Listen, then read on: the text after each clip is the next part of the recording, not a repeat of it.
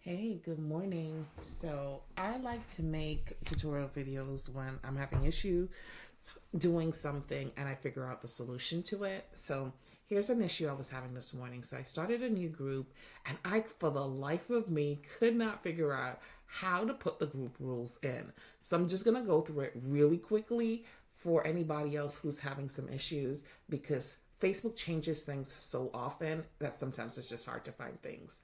So, um, to start a group, you'll go to your page, you click on these bars up here, you go down to group, you click on it, you type in your group name.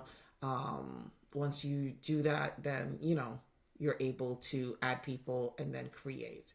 So let me go to the group that I actually created this morning and show you, oops, how to start the group rules. So it is surviving the shift. So I'm going to go here. When you come into the group, you have chat here under the name, and then you have manage. Okay. So you need to be on manage. You're going to come down here where it says membership questions. You're going to click on it. Here's where you'll add your membership questions to the group so that you can have it, you can have the information that you need. So I asked for their name, first and last name, their job title. This is a group for nonprofits. Um, Organization name, state name, email address, because we definitely want to collect email addresses. You can edit by clicking any of these and delete by that.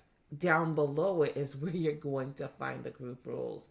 So group rules, you want to ask people to agree to the group rules. I want to turn that on. And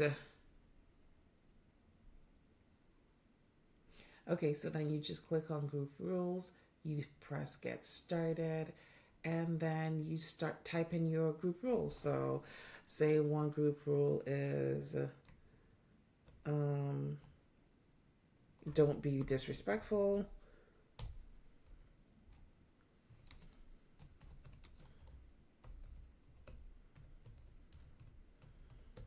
And then you write whatever the description is here.